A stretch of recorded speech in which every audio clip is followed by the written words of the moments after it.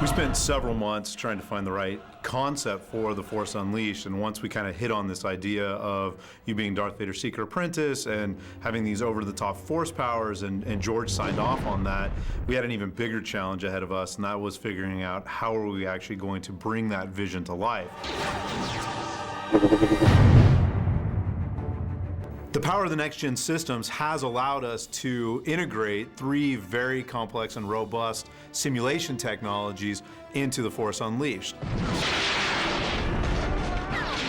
Havok is a technology that we used for our underlying physics system. It's a very robust physics engine that allows us to move a great number of objects on the screen at any given time.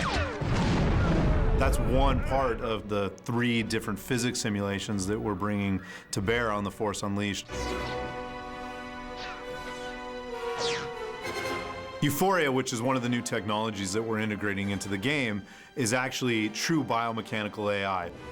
Euphoria is the tech that enables us to take an animated character, and when something unexpected happens or when they're being picked up into the air, they actually can reach for things, and it's second nature to the character. They have a sense of self-preservation, a sense of awareness, and what that does for the player is it ensures that no 2 reactions are ever the same.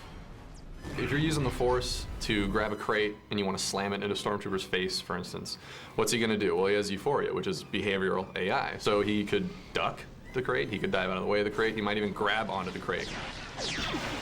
You never know how they're going to react, you just know that they are going to react.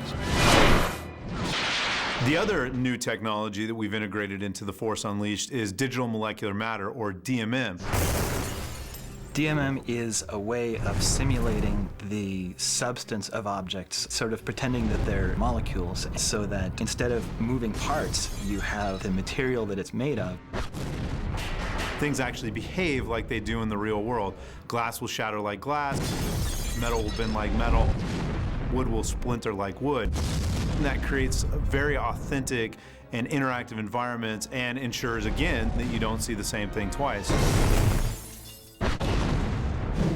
The difficulty came in getting all 3 of those systems, Havok and Euphoria and DMM, to work together, because they're 3 very different simulations. Even though it was difficult, it was really important for us to focus on simulation-based gameplay, because we really feel that that does offer, kind of new and unique experiences for the player. Simulation-based gameplay is essentially unpredictable. You don't know exactly what's going to happen. You start getting in this situation where you're losing a little bit of the control, and you don't exactly know how it's going to play out.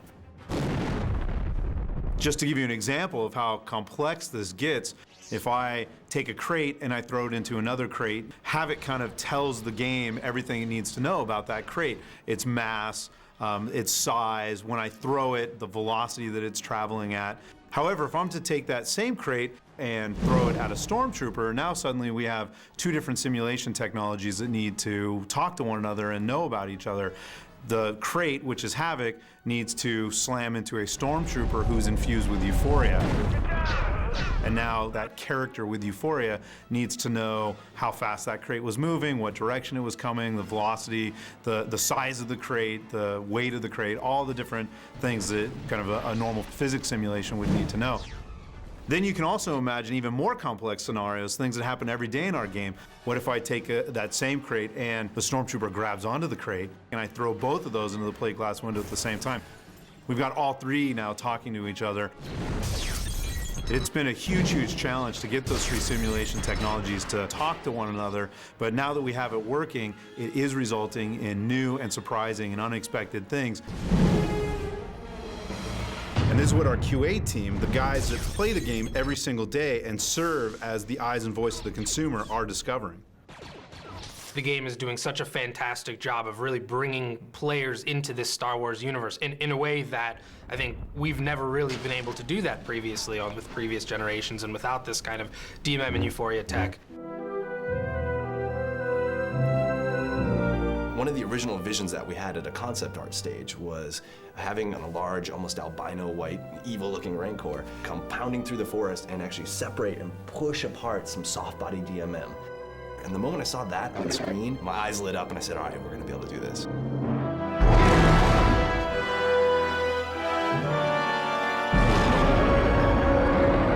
We're we're at a point right now where all these kind of pieces of the game are coming together, and it is creating this really kind of cohesive, authentic Star Wars experience. When the player steps into that world, this is going to be the first time that they stop and go, oh, I'm in Star Wars. I think there's just a ton of moments in this game where you kind of play and you get this really full kind of idea of what the Force is.